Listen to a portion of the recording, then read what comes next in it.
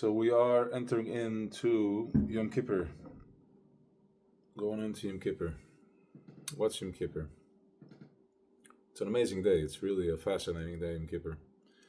It's a journey that we started going in from Rosh Chodesh El, and we're entering in from Chodesh El, going into Rosh Hashanah, and then from Rosh Hashanah we go into Yom Kippur, and then from there we go into the Sukkah, and it's one big process, facilitation by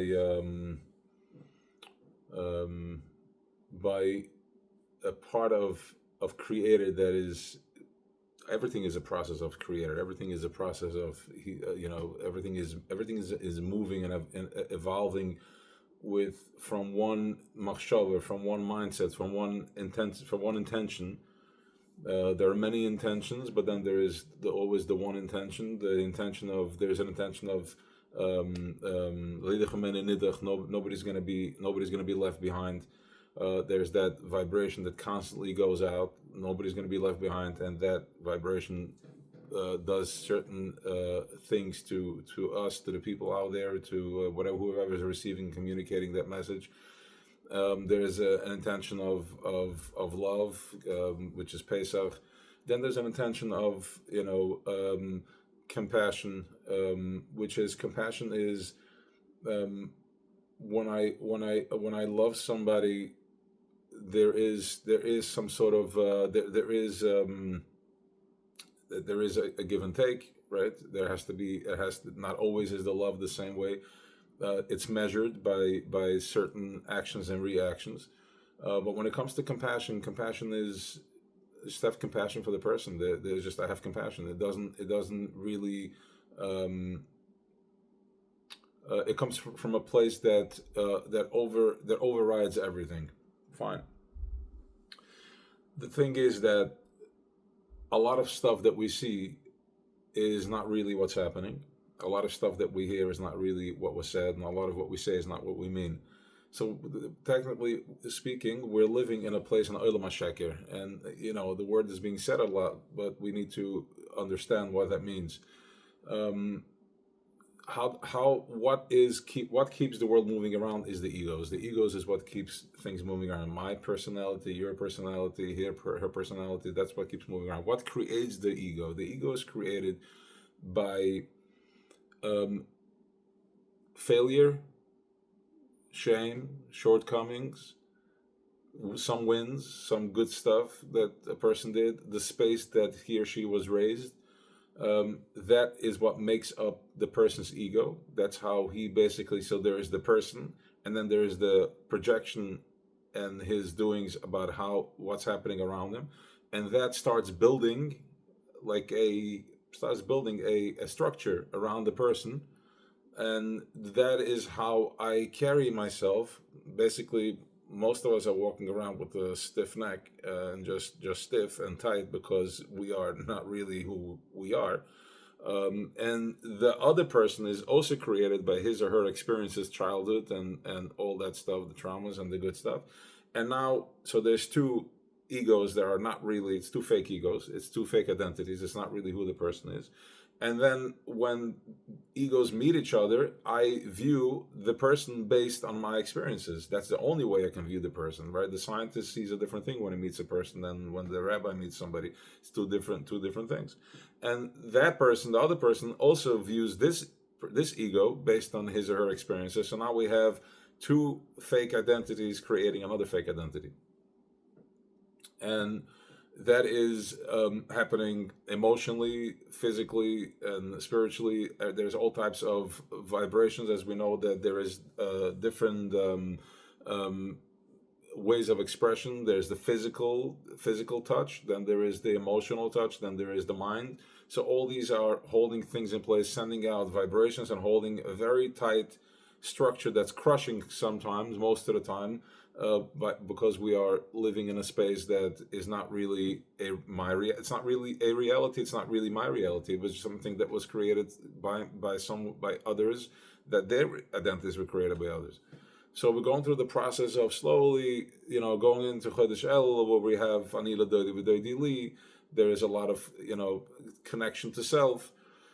And then from there we're going into Rosh Hashanah. Rosh Hashanah, we know, is that we use the shofar. Blowing the shofar is a process of sending out. Imagine you have a sandcastle, and now you're making a certain sound, and then slowly it starts hitting that, and then it collapses just by vibration, just by sound. So we have the shofar is a space where we're going into a very deep place because it comes from the depth of the essence of the person, from the heart. That's where the shofar comes. That's where the voice comes out. It's a voice without any attachments. It doesn't have any words on it. It doesn't say anything that it wants. It doesn't express. It just expresses a simple sound, which that sound carries. Zechrenes, shofar, malchus. We're like, look, we want you to be our king again. We're basically sending out a narrative and creating a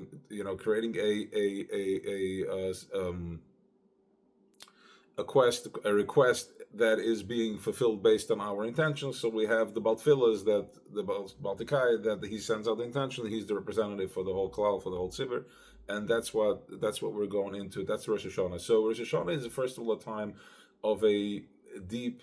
We're going back to the source. We're going back to the Nakuda. Going back to creating of the world, and embracing the creation based on how He intends to. That's how we are connecting to. That's our connection through Torah and through our kav.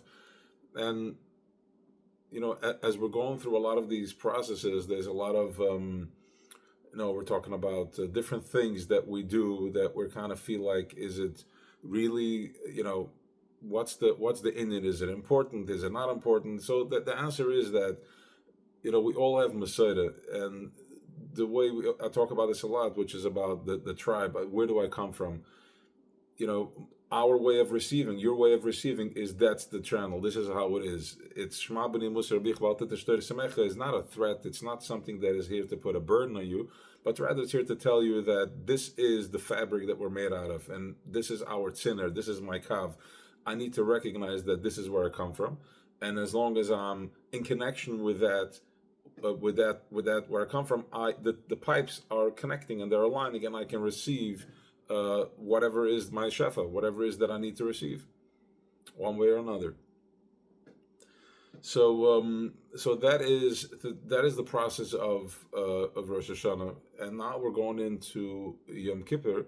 Yom Kippur is we're going through one door that we're entering through Rosh Hashanah, and then we have Yom Kippur is we're going into Kodesh Kodeshim. We're going into not just the place of creation. Creation and be and for the Eibusha to be my king, but it goes into the essence of the Kodesh HaKodeshim. It goes in. That's where the Kohen Gadol goes into Kodesh Kodeshim, which is a place of a deeper place of being, a deeper truth. How do you say a deeper truth? It's a deeper. It just is. It is a place of Kodesh HaKodeshim is something that Yechidah Shebanefesh. That's what it is. That's what Yom Kippur is. Yechidah Shebanefesh, going into a place of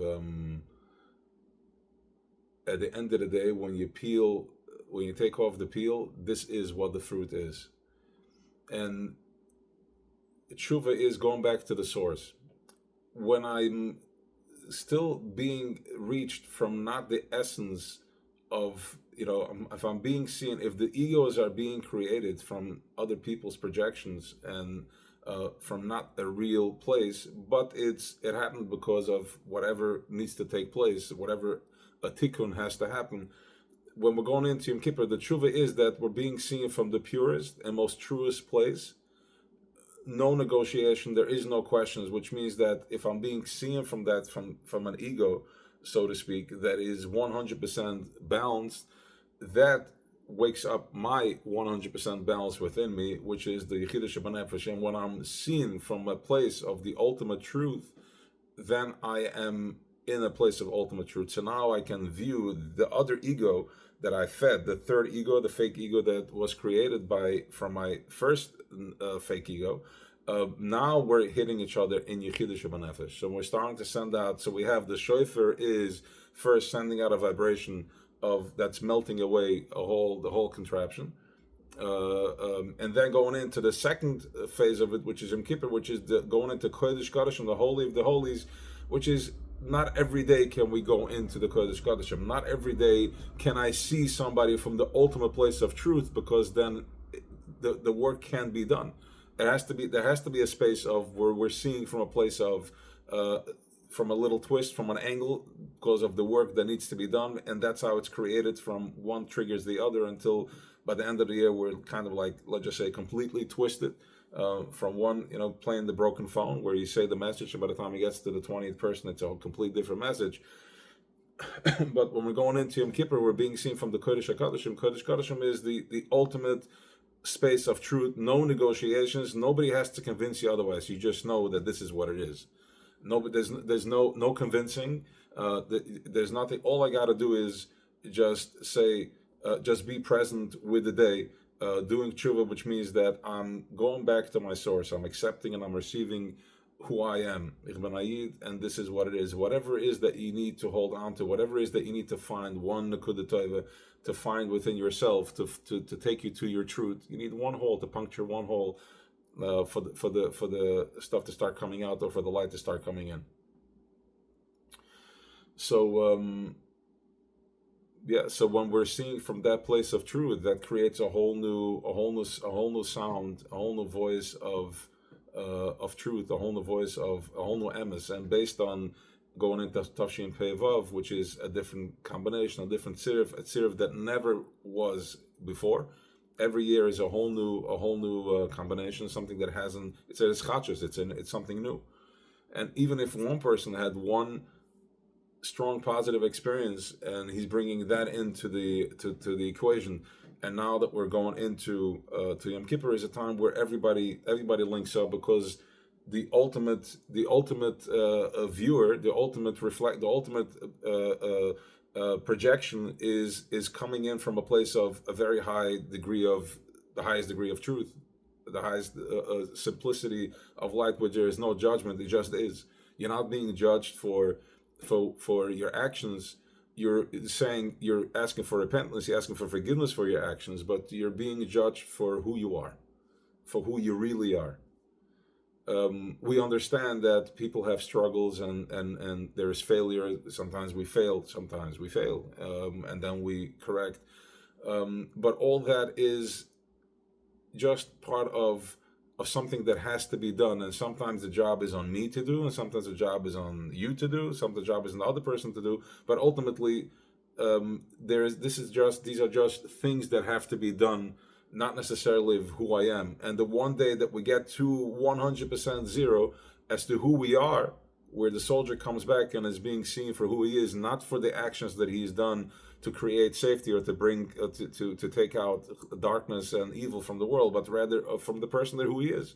The person who he is a person of courage, a person that has given up of himself for others. He lives with because he wants to create a better space for the ultimate destination, which is, this is not the ultimate destination. Just in case you're wondering, if somebody goes through a whole life of struggle, what's the point if there is no goodness?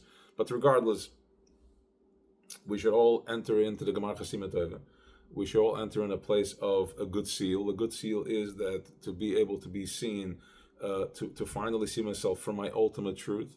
That we should be able to have a good life and a good, not to be in a struggle here on this physical world, to experience goodness and shefa and sweetness, only positive judgments to one another, for myself first, and then to others, and then back to others, so we can finally eliminate and dissolve this this heaviness, the ego that just destroys us, that just takes so much for nothing.